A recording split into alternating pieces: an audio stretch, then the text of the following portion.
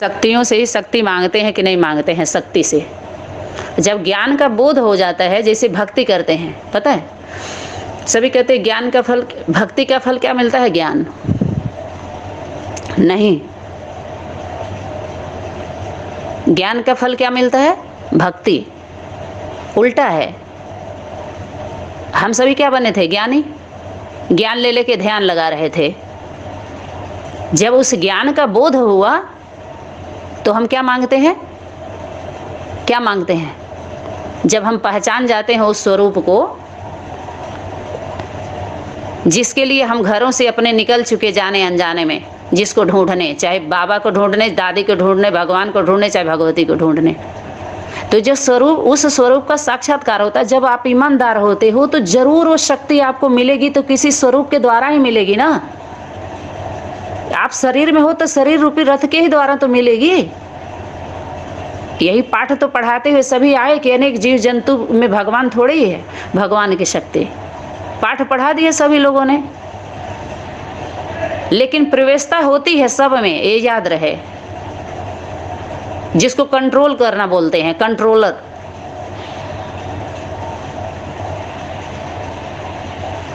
जैसे जो मैं चाह रही हूँ वही आप बोल रहे हैं, इसका मतलब क्या? आप मेरे कंट्रोल में, मेरी प्रवेशता आपके अंदर है।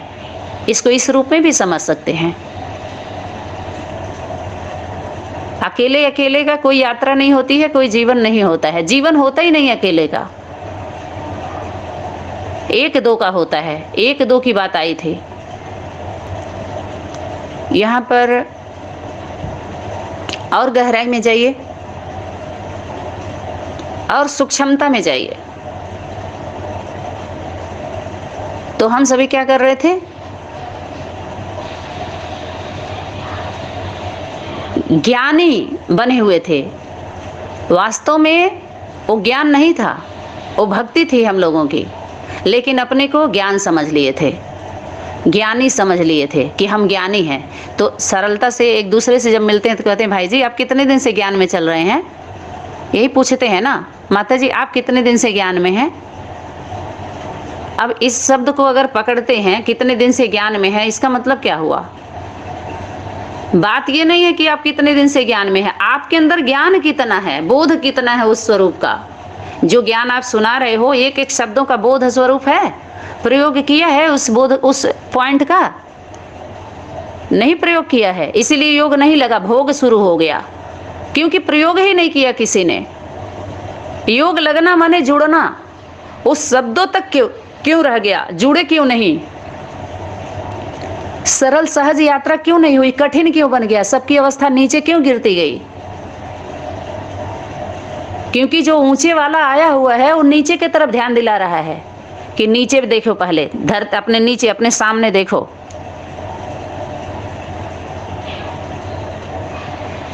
बोध किसी को भी नहीं है।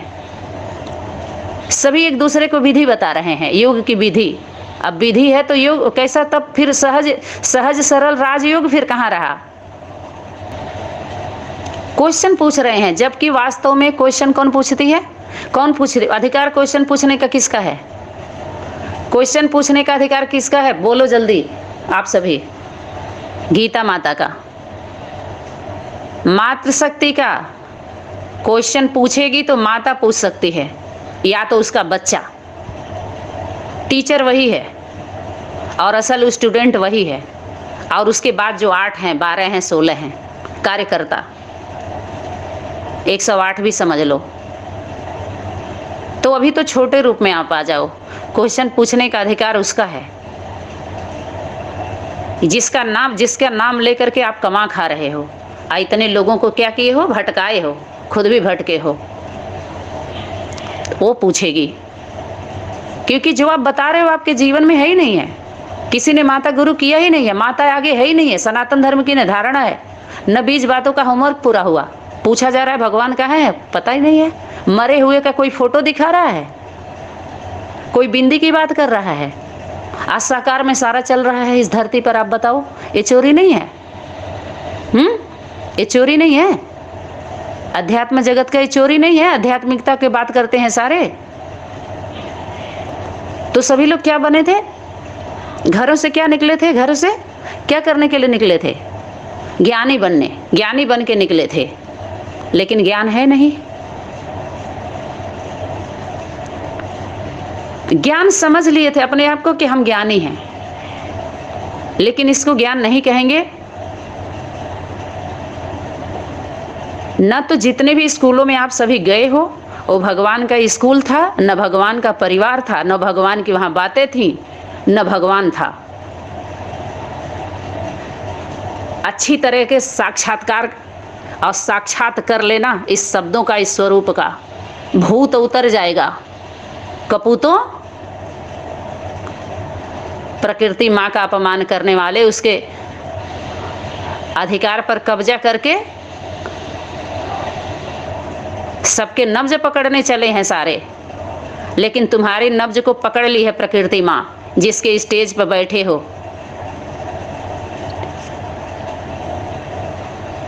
स्टेज बना करके, धरती पर ही तो स्टेज बनी है, लेकिन स्वमान का स्टेज नहीं है, तुम्हारे मन का स्टेज नहीं है, तुम्हारे गुरु जी का है। तुम्हारे गुरु जी का भी खुद का स्टेज नहीं है। मन का मंच, मन के मंच पर बैठाया जाएगा सनातनी विद्यालय में। आओ तो सही। चोर कौन है, साहू कौन है, सगा कौन है, लगा कौन है, सपूत कौन है, कपूत कौन है, दूध का दूध भी अलग, पानी का पानी, सत्य क्या है, असत्य क्या है, सबको खपाया जाएगा। जो जिस खपड़े का होगा उसी खपड़े में बैठाया जाएगा उसको, खपच्ची मार मार करके उसी ग्रुप में रखा जाएगा उसको। ऐसे नहीं खोपड़ी खुलने वाली है, खपड़े की खोपड़ी है, खोपड़ी खा रहे हैं सब।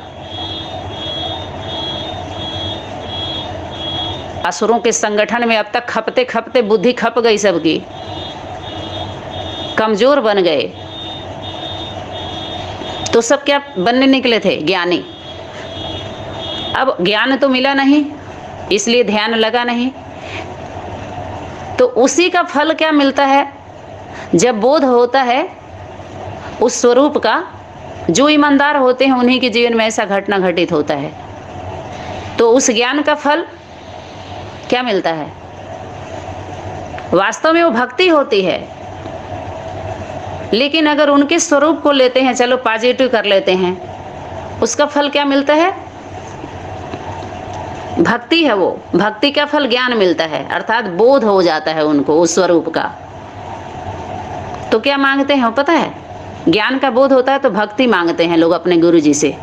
क्या कहते हैं? हमको अपनी सेवा में रख लो, बस तुम्हारा कुटिया में झाड़ू लगा दिया करेंगे ना, बर्तन की सेवा दे दो, कुछ भी रख लो अपने झोपड़ी में, हमको सेवा दे दो, हमको भक्ति दे दो, हमारा जीवन तर जाएगा, सफल कर ले। इसलिए कहते हैं भक्ति जो सेवा धर्म है ना, बहुत कठोर है, भाग जाते हैं उसी में सब।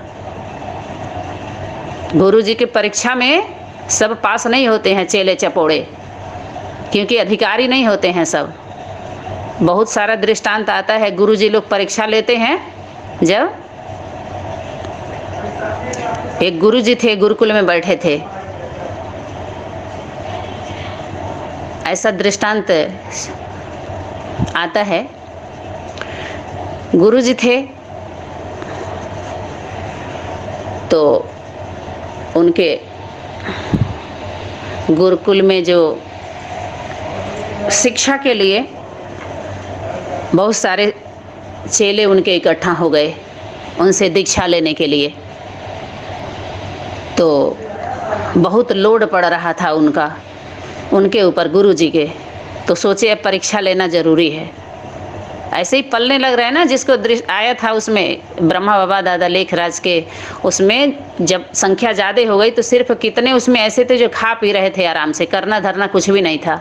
तो सबको भेज दिए, जब पैसा सारा खत्म हो गया तो भेज दिए वापस, जाओ अपने घर वालों को पहले मुक्ति करके आओ, उनको ज्ञान सुना के आओ। तो उसमें से बहुत कम वापसी किए थे, 400-500 में से 150 की संख्या हो गई थी। सब वापस नहीं आए जब चले गए। तो ऐसे ही क्या बोला जाता है कि मौत है, मौत बड़ी कठिन है डगर पनघट की। जो राम की नदी है, सच्ची नदी, जो सागर से जुड़ी हुई है, राम से जुड़ी हुई जिसका कनेक्शन है, उसमें स्नान करना बहुत दुर्लभ है। कहते हैं राम की नदिया दुलम भैलिन हो, मन केहू केहू नहाय। बहुत कम लोग उसमें स्नान करते हैं, बहुत दुर्लभ है। सब नहीं ना स्नान कर पाते हैं उसमें। पतितों को पावन बनाने वाली पतित पावनी, जो पावन बन के बैठे हैं, खुद पावन बना रहे हैं, वो क्यों आएंगे भला स्नान करने?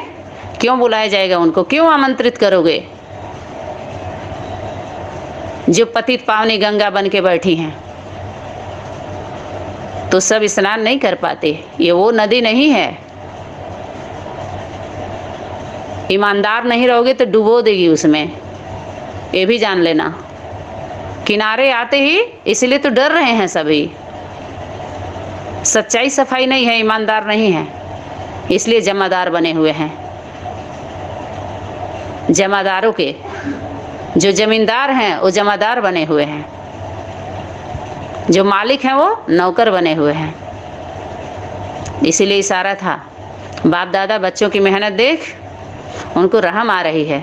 बच्चे और मेहनत, जो अधिकारी होते हैं वो मेहनत नहीं करते, उनका कर्तव्य से उनका अधिकार जुड़ जाता है, पुरुषार्थ वो नहीं करते। जो है ही है वो मेहनत क्यों करे? देवी देवता बनने की मेहनत नहीं होती, पुरुषार्थ नहीं करना होता है, याद रहे। यहाँ पुरुषार्थ नहीं होता है, ये सब विधि है ठेकेदारों की, धर्म के ठेकेदारों की, क्योंकि उनका कर्म धर्म से जुड़ा हुआ नहीं होता, ध्यान नहीं रहता है उनका कर्मों पर, ईमानदार नहीं होते अपने कर्मों के प्रति। इसलिए धर्म की दुकान खोलते हैं कि आओ हम धर्म सिखलाएंगे, धर्म कैसे किया जाता है, कर्म से अलग कर देंगे, अब बंधक बना लेंगे, अपने अनुसार चलाते हैं उनको। समझ में आया कि नहीं आया? यथार्थ विधि नहीं है।